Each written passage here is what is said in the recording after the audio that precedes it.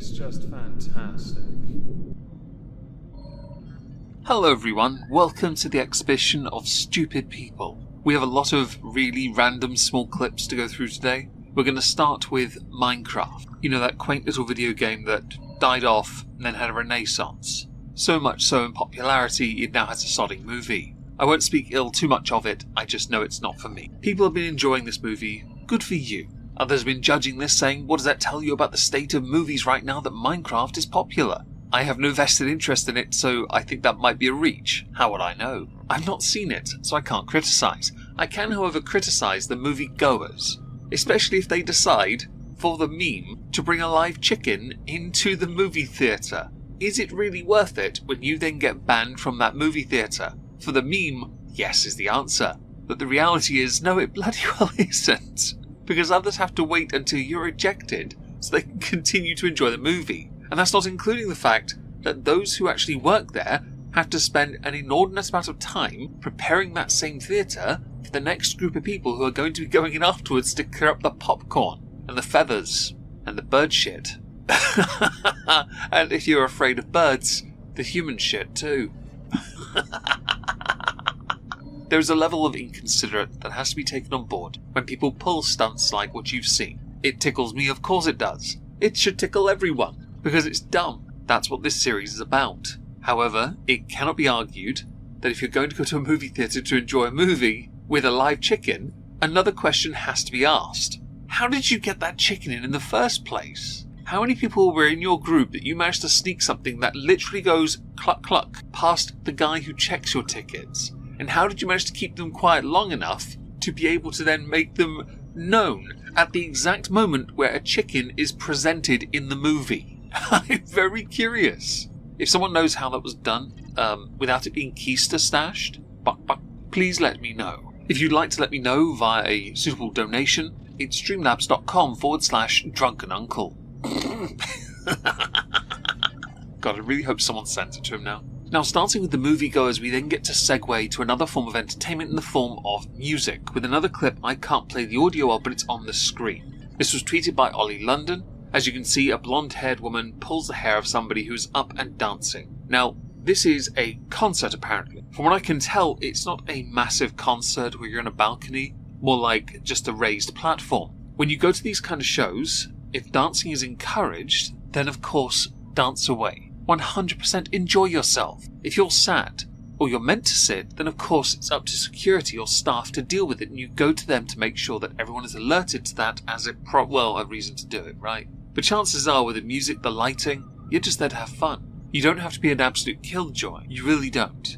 I understand, though, there may be a slight double-edged sword to this one where the woman in blonde may well be right. However, pulling of the hair is 100% wrong. You could have still notified her to not be stood if that is a non-standing area. You could have. But apparently some people just like to bully. You're not built for it. You're too blonde. Yes, I'm judging you if you're blonde and you got offended by that. You can tell me in the comment down below. Plural, comments. And when you make a spelling mistake, remember to use Tipex on your screen. So next on the agenda, we're going to go to a problem that isn't a problem, yet somehow has magically become a problem. Concerning people, those selfish, skinny little midget people, those scrawny, muscleless people who have nothing on their body of substance that feel it right to buy the bigger clothing, which means they're in turn inhibiting those who are bigger from having access to bigger clothing. In a country like the United States, or Third World Banana Republic, like the United States, where the land of the free has access to a lot more of the larger sizes than many other nations because they have a lot of fat people, this one seems like a non-issue. Don't worry, I'm going to prove it.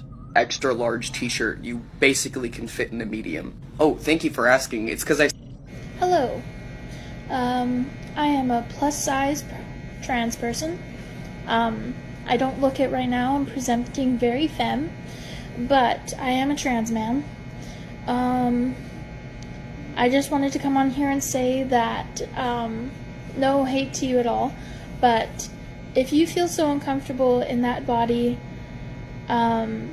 imagine how we feel, and not having access to those clothes because someone smaller than us has purchased those clothes previously. Before I let this person finish, I couldn't care less about your identity. I love this fact that you present 2 points here that can be interpreted very differently. The first being, imagine how we feel. I really want to insert a load of Papa Swallow go to the effing gym clips here, because that would solve the problem, unless you're recommending that person bulk up. Some people just can't. They're very lucky in that respect, aren't they? Like me. I know, I'm reflection perfection. The second, you seem to think there's a shortage on clothing for those who are plus size, but you have an advantage that others don't. You see, if you get so big you don't fit into standard clothing, all you have to do is take one of your bed sheets and you simply wear that. Get a stapler and you're ready to go. Skinny people can't get away with doing that unless they tuck it in a weird way to make it look like a bit of a toga, which, last I checked, wasn't fashionable. Nor's wearing bed sheets, but when you get to a certain size, androgynous becomes synonymous with yourself. I know there's a few jokes in there I've left out. They're a bit too obvious, as if these weren't enough as it was. Do continue, though. And, it's really hard to have access to clothes that fit plus-size people, and plus-size trans people need those oversized clothes. So I just wanted to pop up and say be mindful, I guess. Just to be mindful and think about others. I'm going to say that while you were being polite in how you present your counter to those taking advantage of larger clothing, wearing baggier clothing is surprisingly comfortable. I say this because I usually wear quite baggy clothing. It's usually 1 or 2 sizes bigger. It's how I've always worn clothes. I'm not taking them away from others at the same time because I know there's clothing there. Supply and demand after all. Do you think one person, that is, as they pointed in their own video, an extra small, is taking away from someone like yourself? You're being a bit sensitive and making an issue out of nothing, as many people have undoubtedly told you for this. Although, as I know for a fact, TikTok is one gigantic echo chamber, well, I don't expect to have had many received on your end, and of course I do not condone anyone going there and harassing, don't do. We'll politely critique here, and maybe mock a little, and that's it. On the subject of polite mocking, I have a video that was shared to Twitter very recently. In the video, you have a addict that spends 12 hours a day fueling their addiction. Now, this video was shared more recently. I believe it's a little bit older, but because it was shared more recently, I feel it right to share it again for a jolly good chuckle. What is the addiction, you ask? The addiction is wearing diapers and acting a baby, because that thing is still a thing. My name is Riley, I'm 25 years old, I live outside of Buffalo, New York, and I'm addicted to being an adult baby. I dress as a baby as often as I can. Whenever I come home, I always slip into one of my cute little outfits, and it helps me wash away all the stress of the big, tough world. Now, as far as coping mechanisms go, this is one of the more, let's say, mild and yet simultaneously extreme. Others will turn to vast consumption of food, narcotics, or just have a jolly good single malt. Some turn to video games or hobbies. This could be argued to be a rather weird hobby, a cosplay, a LARP. Might be besmirching LARPing. Could be besmirching cosplay too, to be fair. Others invest their time in instruments, Warhammer. There are many options available to you. Why one feels the need to regress raises a number of questions that of course need to be addressed. Because nothing about this reeks of healthy, it all reeks of absolute wrong. And we all can sit here and judge? Yes, we should as well, by the way. Because this is where certain lines are crossed that I think many of us are going to always take issue with. To enable this rather than seeking suitable help and better coping mechanisms, because let's not forget here, you spend half your day adulting or sleeping and adulting. To then come home and decide to regress tells us you never truly grew up in the first place.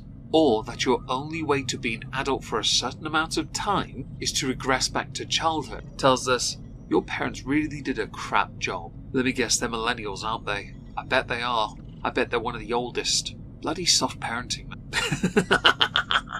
By the way, they've been wearing diapers since they were 13 years old. Enabled since they were 13 years old. The whole thing just soft parented to this point. And they take great, almost perverse pleasure in wearing them 24/7, wetting themselves within it, because it's a release and sensation. They spend thousands a month on powders, formulas. It's odd. She wears diapers 24 hours a day. Well, these are definitely my favorite type of diapers, the briefs. They're the crinkliest, they're the most absorbent, and they have the tapes on them, so you actually have to go through the whole process of diapering. Wetting my diapers is just something that kind of comes naturally with wearing diapers. The feeling of release and the feeling of comfort of a warm, wet diaper is really something that is very special to me. Moving on from that, we're going to go to a conservative interviewer who was interviewing somebody, and that somebody decided to do the following. Don't understand the magnitude of having a child. I'm not the one who admitted they would be okay with killing babies in foster care and killing children that have been abused. That's not the point. What I'm saying. Now, I didn't have, for the longest time, any real context as to why they felt the need to get physically violent. I understand though why many do. Much like those who feel the need to shout during conversations, it comes from a feeling of inadequacy because you're not smart enough. If that makes you angry, then chances are I've proven myself right. And that's not me trying to be condescending, it's verifiable. If you're not smart enough to resolve things with words, you're basically rice gum slapping the phone out of Gabby Hanna's hand. Now, the woman in question did later, via New York Post, apologise. The woman in question who did the slugging is Brianna Rivers, who slugged Savannah Craven Anteo, a reporter for pro-life advocacy group Live Action, or Live Action? Right. Quote, "To Savannah, I sincerely apologise, but cannot sit around and allow you to continue pushing this one-sided narrative. I understand hands being put on someone is never the answer, but throwing rocks and hiding hands is worse. She knows the truth, and she needs to release the footage in its entirety. Savannah is a professional antagonist, not a reporter, and the truth will be told." When I've seen these kind of arguments doing their rounds, the apologies are always half-assed, and there's always a conspiracy concerning the other side, as it were. It's always the case. Sometimes you just have to take responsibility, take the L that comes with it, and move on. You can never justify premeditated attack. You can never justify simply preempting a potential attack to then excuse it for an attack. You can't do that, which makes you look like an idiot, and makes the person you've attacked look like a victim. So is your apology sincere? Not really, because you've found a way to justify it. I see you've learnt the art of the YouTube apology without having to be a YouTuber first. So next we're going to go to a YouTuber, one I've never heard of because he only has 867 subscribers. The YouTuber has been arrested. They're called Mikhailo Viktorovich Polyakov. They focus on travelling to high-risk areas around the world, having previously uploaded a series of videos journeying through Taliban-controlled Afghanistan. I would say that's brave, but you're male, so you get away with it for the most part. Try doing it dressed as a woman and not fully, well, wearing a burqa and hijab and all that. His more recent antics have twice gotten him into trouble with the Indian government, because he tried to, last year in October and this year, get to North Sentinel Island. This is located in the Bay of Bengal between India and Thailand. It is home to the Sentinelese, an uncontacted tribe who are notoriously hostile to any attempted communication from the outside world. Their way of life, of being uncontacted, has been preserved, with the Indian government going so far as to place a guarded patrol by the island. It has not, though, stopped some ambitious travellers from trying to sneak in anyway. On Saturday, March the 29th, he did this. After blowing a whistle offshore to get the tribe's attention, he waded onto land and left his offerings. He took a sample of the sand from the beach and recorded a video before hopping back onto the boat he'd used to get there. His offering was a coconut and a can of Diet Coke. Not a joke, by the way. What a quaint little offering. 2 days later, this uncultured lobcock got arrested. Quote from the Andaman and Nicobar Island police chief: "The American citizen was presented before the local court after his arrest and is now on a 3-day remand for further interrogation. He landed briefly for about 5 minutes, left the offerings on the shore, collected sand samples, and recorded a video before returning to his boat.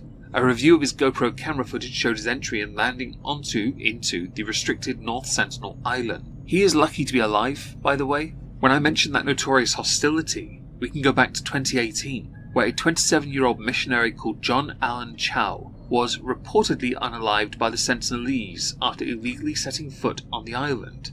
Others that have tried to contact the tribe, the Nelk boys, aren't they incestuous? They offered them liquor and vapes. By the way, the Nelk boys. This speaks volumes of the level of, culture we're dealing with. When it comes to this YouTuber, he has 800 subs. You're trying to stand out.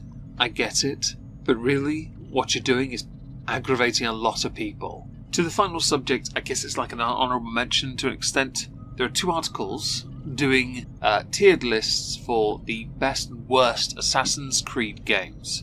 Now, we all know which one is the best one and which one is our favourite one. I have regularly done this on Twitter. My favourite is Syndicate. Why? Because the Fry twins come from where I was born in Crawley. Fam. Also, I really enjoyed London. It was great. I didn't need the boat stuff from Black Flag, or 3 for that matter, or Rogue. That stuff was great though, I will admit. Unity got better with time because they fixed the bugs eventually. Origins, Odyssey, Valhalla, and more RPG. Mirage wasn't meant to be a full game, you can tell. Shadows is an abomination and historical revisionism, yet in both features really highly. Don't get me started on that.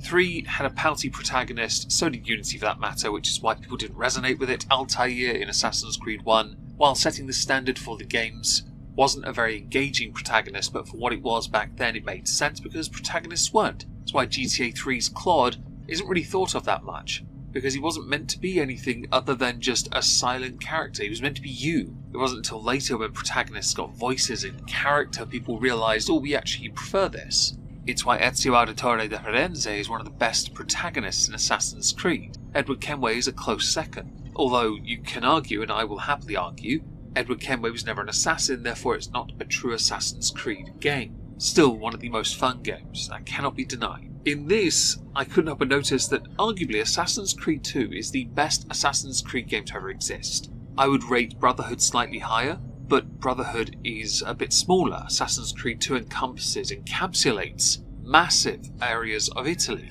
In the Rolling Stone article, they place it at 8th. They are the same article that put Unity at 9th out of 29 games, by the way. They put Shadows at 5th, and at number 1 they put Odyssey. You are fundamentally Rolling Stone baiting. You did this with your metal band stuff, your top 100 guitar players as well. Don't try me with this. You did BB King dirty and we both know it. That was Greatest Guitarist, just to be clear. Screen Rant vaguely got it right by putting Assassin's Creed 2 at number 1, but you put Origins at 2, and I'd argue that's wrong. And you put Mirage at 5th, Valhalla at 6th, Shadows also only just released at 7. How can you put a game that's only just come out so high up? I can sit here all day, by the way, and criticise the living heck out of these 2 articles. I really can, but it'd be very disingenuous for me to do so. There are other aspects when you get further down that I found quite irritating. The 2.5D games, for example, in one article were listed in the bottom. Some of the games that were above it baffled me, but okay.